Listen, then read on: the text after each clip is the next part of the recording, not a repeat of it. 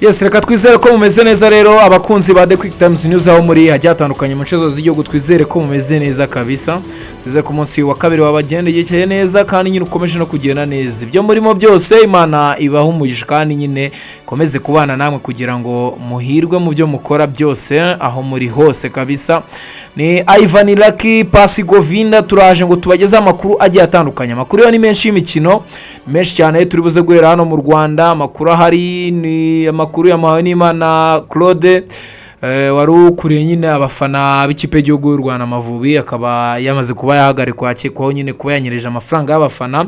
Tutaza kugenda tunyuraho turebe ko gahunda imeze. Indi nkuru ihari ni Lage nawe wamaze kuba nyine afungurwa nyuma yuko aramaze igihe kirekire nyine afunzemo ukuntu minsi itari mike cyane, ariko nawe yamaze kuba afungurwa. Ubwo nawe turaza kugenda tubabwiraho ko diru zimeze neza 5-5 ku mugabane wa Afurika. Naho turaza kwerekezayo turebe ibya Aliou Cisse, umutoza ubu uri gutoza nyine Angola nyuma yuko yari yasezeye. N'ubundi turaza kubireba neza 5-5 kabisa. Nyuma yo gusezera gato ahita abona indi kipe. Ubwo turaza kureba iyo kipe nuko bimeze, na saga zose nyine zazivuga kuri transfer nk'izo. Nuko turibuze kubijyamo neza cyane. Ikindi turavuga kuri Al Hilal na Berkane, nabyo ni ibibazo cyane. Al Hilal ivuga iti kafu nyuma yuko dutanze ikirego kafu nayo ikacyanga. Ubwo Al Hilal nayo turaza kureba ibyayo, na Berkane yamaze kubikina n'ubu na FAR Rabat. Ubwo turaza kureba icyo kubira match ya FAR Rabat na Berkane yarabaye icyo nyine biri buze kugira ingaruka kuri Al Hilal. Ubwo turabinyuramo. Umugabane w'Uburayi ni shampiyona zabaga, turagenda tureba uko ibintu bimeze. Shampiyona y'Abwongereza na La Liga muri Espagne turanyuramo turebe nyine uko bimeze. Ubwo nituva muri ibyo turekeza muri Champions League, UEFA Champions League, turebe uko ibintu bimeze. Ni kimwe cyagana nyine n'ubundi uyu munsi hari imikino, turaza kureba uko iyo mikino y'uyu munsi imeze tunabigenamo neza cyane kabisa. Ivan Lucky nkuko nabikubwiye, Pasi Govinda umeze neza? Yego meze neza. Nawe meze neza? Ndashima Imana. Ibintu ni sawa cyane. Meze neza pe.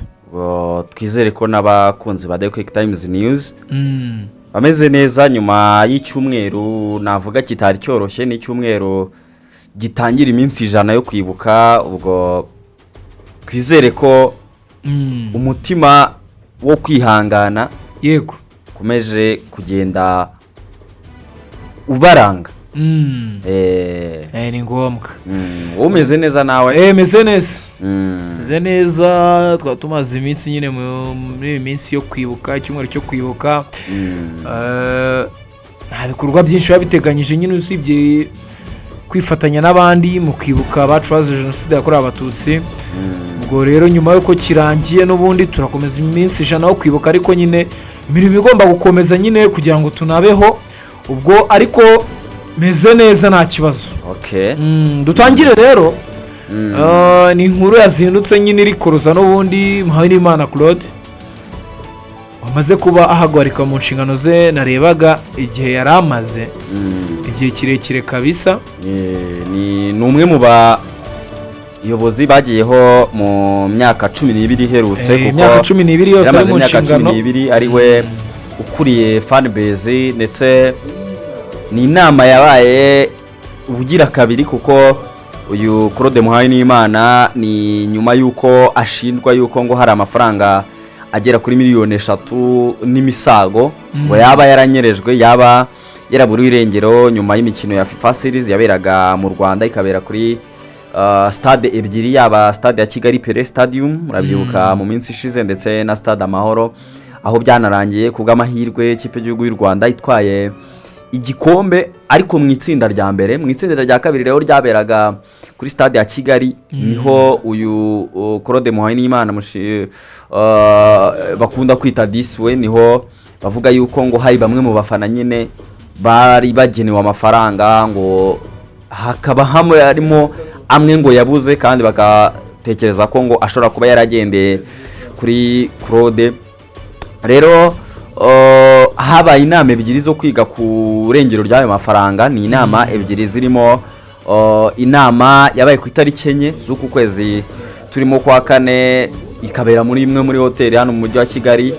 ubwo habaye n'indi nama yabaye ku itariki 9 biza kurangira bafashe umwanzuro wo kwandika ibaruwa, ndetse nabonye banayishyikirije banditse n'ibaruwa nyine bamenyesha n'umuyobozi wa Ferwafa, bamumenyesha ko bamaze guhagarika Claude Muhayinimana nk'umwe mu bayobozi bari bayoboye ihuriro ry'abafana fanbase y'ikipe y'igihugu y'u Rwanda Amavubi.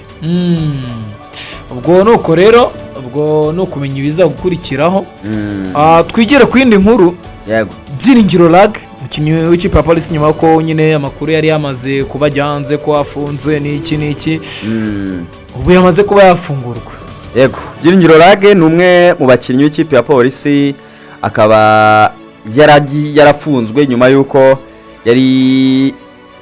yaravuye mu ikipe y'igihugu y'u Rwanda Amavubi, nyuma yuko bari bamaze gukina imikino ya FIFA Series.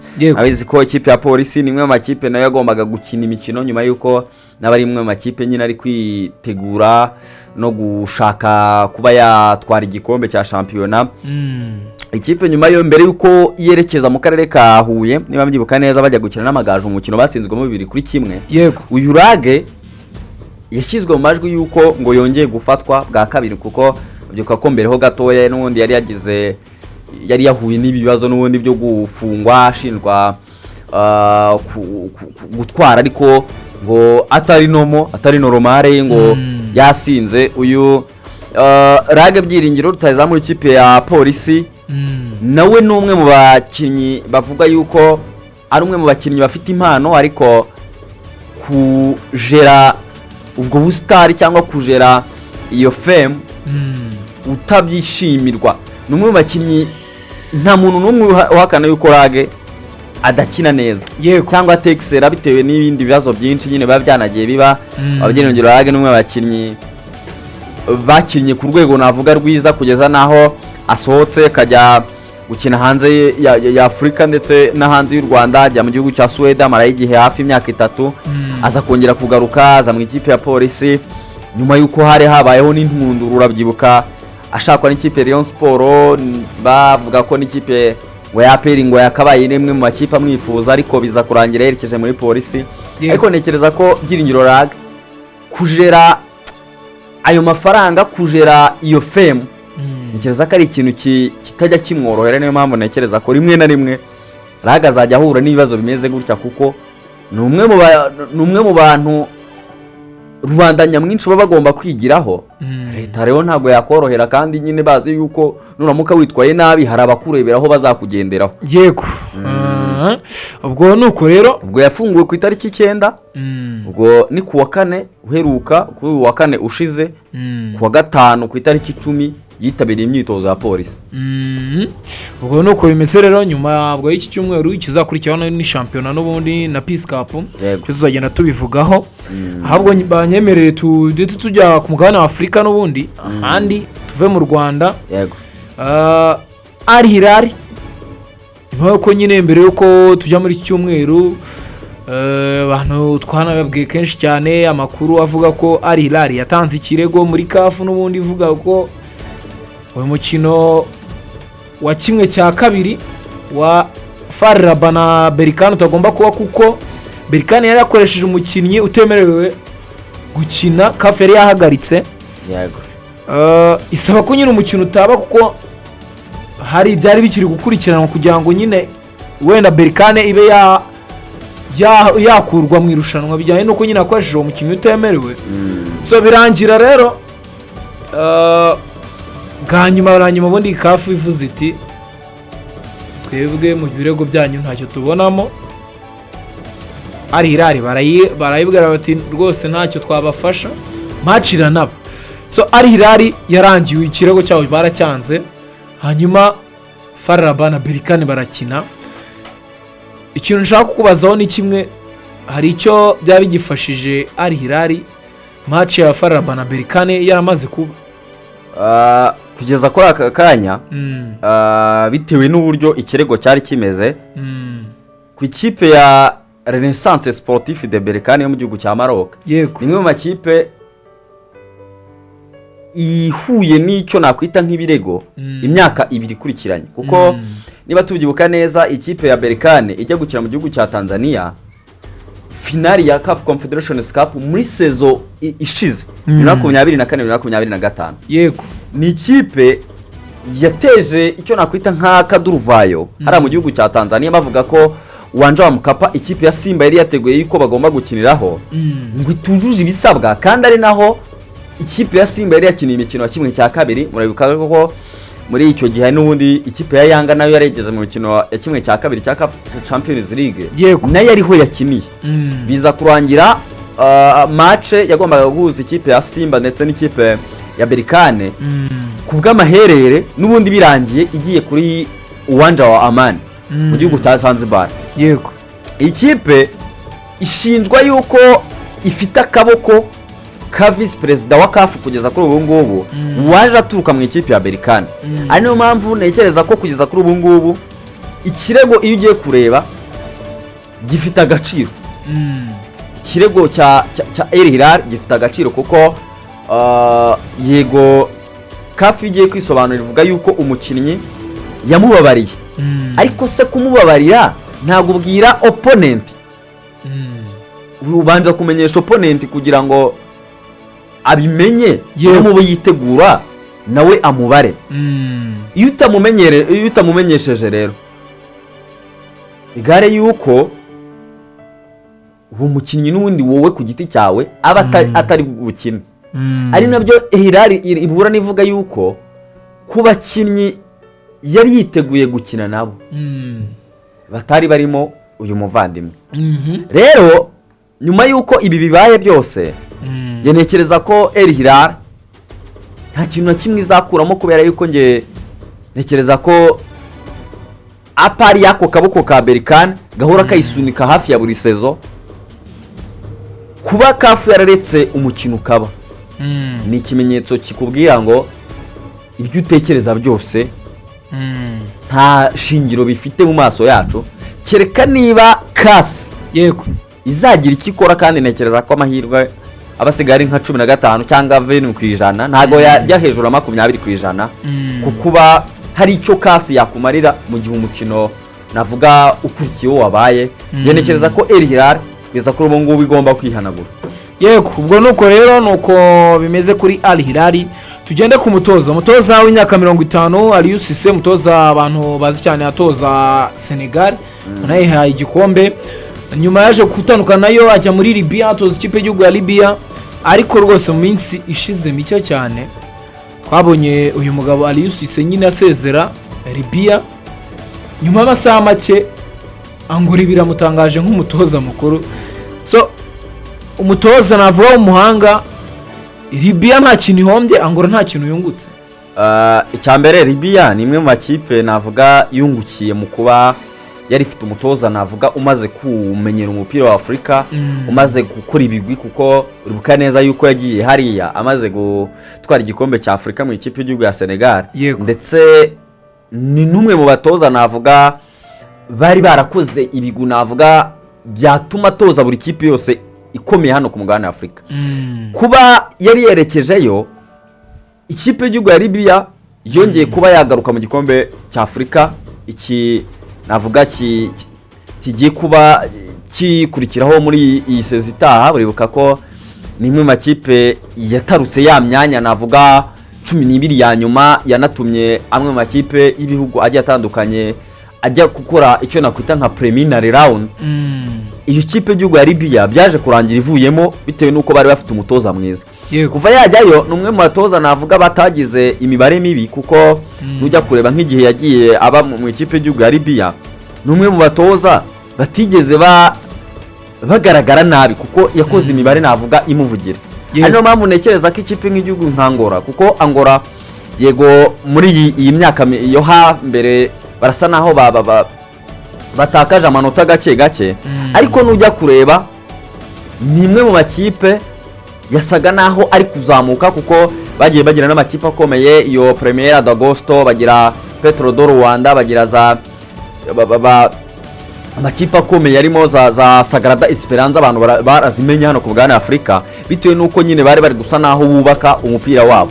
Rero kuzana umutoza mwiza nka Aliou Cissé bizatuma n'uwo mupira ukomeza kugenda uzamuka ari nako nyine nawe Aliou Cisse nawe akomeza kugenda nyine yubaka iyo kariyeri. Ariko ntekereza ko ngiye ku giti cyanjye abahombye kuko yakabaye ari umwe mu batoza amakipe yayandi afite yamaze kubaka structure y'ubuyobozi, ariko ubwitego bwito bufasha umutoza mu buryo buri direct, kuko uragenda muri Angola uri buze gutangira ufite abakinnyi bakeya, kuko yego ni nagari igihugu buriya gifite abakinnyi babi cyane, kuko n'ufite umukinnyi nka Clinton Mata, umukinnyi mwiza mu ikipe ya Rio, ko ufite abo bazito Ruvumbo mu ikipe ya Real Sociedad mu gihugu cya Espagne, ukaba ufite amazina akomeye ba Mario Gaspar, ufite abitwa baziko, ufite ba Jason Dara, ukagira ba Mabururu. Nyine ni ikipe igiye ifitemo amazina, ariko byumvikana ko ntago amazina 5-6 ari yazakora ikipe, bizasaba yuko nawe yubaka.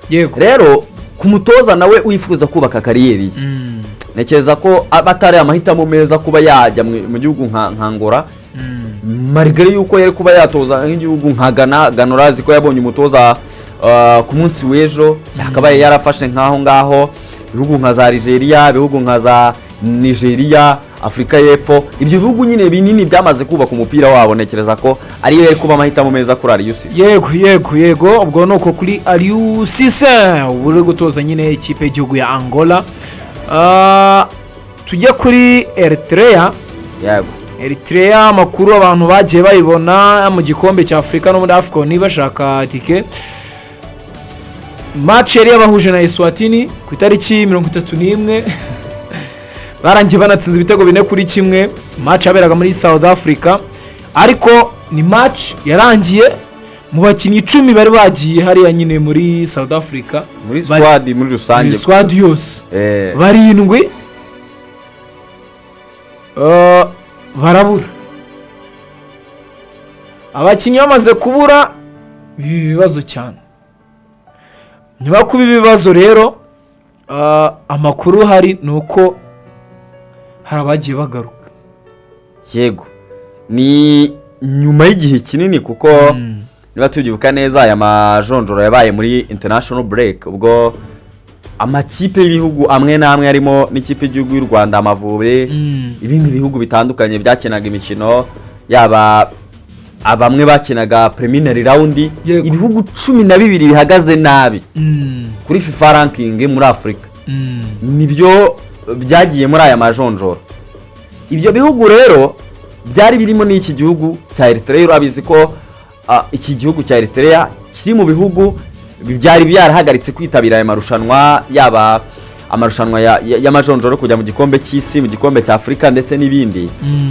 Cyagombaga rero kuza gitangirira A0 niko navuga. Yego mu bakinnyi rero bahamagawe, abakinnyi 23 berekeje mu gihugu cya Afrika y'Epfo gukina umukino wo kwishyura muri iyi mikino. Umukino ubanza bari batsindiye ikipe y'igihugu ya Eswatini mu gihugu cya Eritrea ibitego 2-0. Umukino wo kwishyura rero batsinze 2-1. Abakinnyi bari bakiniye match mu gihugu cya Afrika y'Epfo, kuko nyine Eswatini urabizi ko idafite ikibuga cyemerewe kwakira imikino, bari bagiye gukina mu gihugu cya Afrika y'Epfo. Aravuga bati rero muramenye ntago twataha. Yego barindwi bahita baburirwa irengero. Mu minsi ishize rero ku tariki 9 ku munsi wo kuwa 4, mu bakinnyi barindwi bari baburiwe irengero, 4 bahise bagaruka. Yego ni nyuma yuko bari babumvishe ko nyine bari bufatirwa ibihano, ndetse bamwe n'imitungo bafite iwabo hariya mu gihugu cya Eritrea ngo ikagenda ifatirwa, ndetse n'imiryango yabo bavuze bati reka tugaruke. Ubwo baracyategereje abandi 3 nyine basigaye. Ubwo muri barindwi bari batorotse 4 baragarutse, barindwi 3 n'ubu ngubu ntibarababona. Ubwo nuko rero ako abakinnyi ntago babashobotse kabisa. Ibibazo inkuru ya nyuma twasorezaho, uwo bita Michel Kuka Mboladinga, baramuzi cyane muri AFCON y'icyazo mu gikombe cya Afrika, bakunze kumwita Lumumba nyine. Umufana wahagararaga match minota 90 yose abantu baramubona hariya. Uyu mugabo nyuma yuko nyine byagoranye banavuga bati yabuze ibyangombwa byo kuzajyana n'ikipe y'igihugu mu gikombe cy'isi, bamwe bati ntago bikwiye. Umugabo ukora stati ya Patrice Lumumba agomba kujyana n'ikipe y'igihugu. nyuma y'igihe kirekire avuga ngo harashitse igihe nyine haciye igihe n'ubundi igikombe cya Afurika kirangiye abakinnyi bati ntabwo byakunda Patrice Lumumba agomba guhabwa icyo nakwita nk'ishimwe kuko ari mu bantu badufashije gutsinda no kuresista bamaze kuba bamugororera. Ikindi kandi amakuru menshi anavuga ko uyu mugabo agomba kubona ibyangombwa akajya agaherekeza ikipe y'igihugu nyine n'ubundi mu gikombe cy'isi. Navango ni ibintu byiza kuri uyu mugabo. Yego kuko ni abakinnyi muri rusange, abakinnyi b'ikipe y'igihugu ya Repubulika ya Demokarasi ya Kongo nyuma y'uko bahawe ishimwe. Yego. Buri mukinnyi yahawe imodoka nziza. Nyuma y'uko yahawe imodoka rero ngo baratekereje bibuka neza y'uko batagiraga imbaraga z'umutoza gusa cyangwa z'abakinnyi gusa, ngo hari n'izindi mbaraga zabaga ziri hariya hafi y'ikibuga ziri kubatera icyo wakwita nk'agakuraje, akamotivasiyo. Yego. baravuga bati uriya muntu nta mace n'imwe yacu yasibye, nawe akwiye ishimwe nk'iryo natwe twabonye kuko nta mace n'imwe atari ahari. Yego. baratekereza rero Fekafutu iravuga iti reka tumuhe nk'ibyo twahaye abandi, bamuha nawe imodoka nk'iyo bahaye abakinnyi. ariko nk'uko wari ubivuze abakinnyi baravuga bati niba kubona viza mu buryo busanzwe bidakunze kuri we, murebe uburyo mubikora nk'igihugu, mumuhe byibuze iyo chance, mumuhe ayo mahirwe ajyane n'abakinnyi abe muri swadi, kuko urumva kubura viza uba muri swadi ntibyakunda. nawe mumushyire muri swadi y'abakinnyi, nawe azaze tujyane hariya muri ibi bihugu bitatu mu gikombe cy'isi, aba Amerika, Canada ndetse na Mexique, nawe iyo motivasiyo yacu ntituyisige. Yego. Nubyo rero nibyo ku mugabane wa Afurika. Ku mugabane w'Uburayi tugende twihuta cyane. Ikintu twavugamo ni Champions League. Ko mbere ko tujya muri Champions League tubanze tunyure muri Premier League gato ndetse na La Liga, ubundi tuhite tugenda na Champions League. Muri Premier League ikintu avuga cyabaye gikomeye ni ugutakaza kwa Arsenal kuri Bournemouth ibitego 2-1. Ikipe ya Chelsea igatsindwa na Man City ibitego 3, bise bishyira iya Arsenal ku gitutu ko aka kanya hasigayemo amanota agera kuri 6 kandi bafitanye umukino muri weekend. Ndetse Man City ifite n'ikirarane, urumva ko Man City itsinze Arsenal nicyo kirarane gahita igitsinda ifite na nyina Newcastle, tari bahita banganya amanota. Ndavuga Man City na Arsenal ntabwo yabayishyize muri risk zone gutakaza kuri match ya Bournemouth. Arsenal yakoze ikosa rikomeye kuko bavuga yuko hari amakipe ubutagomba gutakaza iyo ari yo muhatanye. Yego. Arimo niyo kipe ya Manchester City kuko si umwaka mwe bikoze, si umwaka wa kabiri, si n'uwa gatatu yewe. Arsenal mbere na mbere yakoze amakosa mu myaka navuga nk'ibiri cyangwa 3 ikurikiranye. Ariko iyi sezo bwo irakabije cyane kuko uribuka ko hari igihe cyageze harimo amanota 9. Yego. Muri ayo manota 9 Arsenal yari imwe mu makipe byashobokaga yuko ishobora gutsinda match imwe cyangwa ebyiri ikaba yageza hafi ku manota 12. Ariko nujya kureba aka kanya mu bikombe 4 ikipe Arsenal yari itegereje kuzatwara muri iyi sezo, birimo Premier League, birimo UEFA Champions League, birimo UEFA FA Cup ndetse na Carabao Cup. Aka kanya basigaye muri iyo shampiyona ndetse na UEFA Champions League. Yego. Biranashoboka cyane yuko kuri uyu wa kabiri niyo Champions League bayivamo kuri uyu wa gatatu ubwo bagomba gukina n'ikipe ya Sporting. Rero Arsenal iyo uhatanye n'ikipe imeze nka Manchester City, uzi ko yakuyemo amanota agera ku 10, ukaba uzi ko igifite n'ubwo bushobozi bwo kuba yagupangura akaba yagukura kuri uwo mwanya, wirinda gutakaza kuri aya makipe noneho matoya bisa n'amakosa yakugiye ikora muri sezo zigiye zitandukanye. N'ubundi isa naho isubiyemo kuza kuri aka kanya. Yego. Arsenal isigayemo amanota 6, ariko muri iyo weekend bari bwihurire na Man City. Yego. Barasigaga 3, ariko wibuke ko Man City n'ubundi wari ikirane cya Newcastle n'igitsinda bahita banganya mugani ya statement y'umuvandimwe witwa Fabrizio Romano yaravuze ngo Manchester City irasabwa gutsinda imikino yose isigaje muri iyi season igatwara igikombe. Ako kanya Man City iramuka igutsinze yego igatsinda na Newcastle ku kirarane muzaba munganya imikino yiti kujya imbere. Rero Arsenal navuga ko ikoze ikosa byayikura ku gikombe, yego ntibirarangira kuko aka kanya iracyari ku mwanya wa mbere kandi Premier League imikino biragorana yuko wavuga ngo kanaka ngo azatakaza, ariko bakoze ikosa bashobora kuzicuza igihe kinini cyo gutakaza ku ikipe nka FC Bournemouth ubizi ko watanye n'ikipe ikomeye nka Man City. Yego ubwo nuko rero muri Premier League La Liga naho bisa naho byagenze gutyo n'ubundi vice versa. Real Madrid Girona baranganya kimwe Barcelona itsinda ibitego 4-1 itsinda Espanyol. Aho ngaho nta n'ibintu byinshi twavuga usibye ko Real yatweretse ko muri championnat itari serie.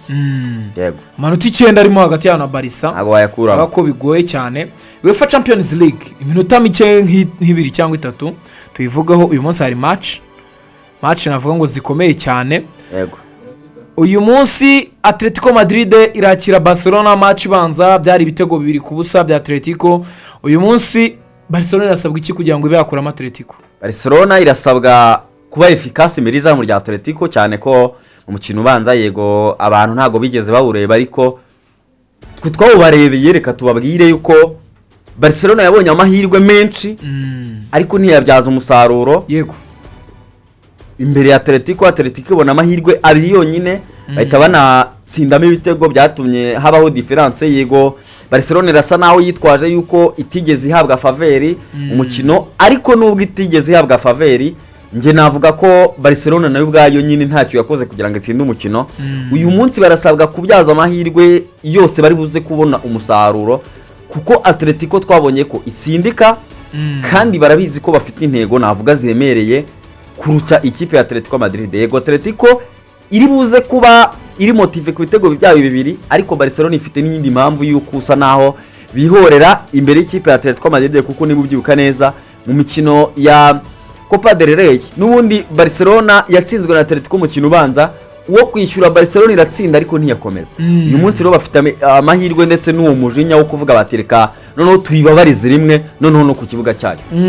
Liverpool Paris Saint-Germain, Liverpool Anfield Road mu rugo, ariko match banza Paris Saint-Germain yatsinze ibitego 2-0. Birashoboka ko Liverpool akuramo PSG? Biragoye cyane ko mu mikino itanu heruka Liverpool yatakajemo inshuro 3, yumvikane ko nyine si ikipe imeze neza. Mu gihe ikipe ya Paris Saint-Germain mu mikino itanu heruka gukina hose ikubita yanura ku mugani w'abanyarwanda, ibikubita yirukanka cyane. Ikindi kandi ga statistique nabonye kanagoye cyane mu mikino ikipe ya Liverpool yakiniye Anfield muri UEFA Champions League mu mikino 10 hose yarayitsinze, ariko ikindi gikomeye nta na rimwe yigeze itsindwamo igitego.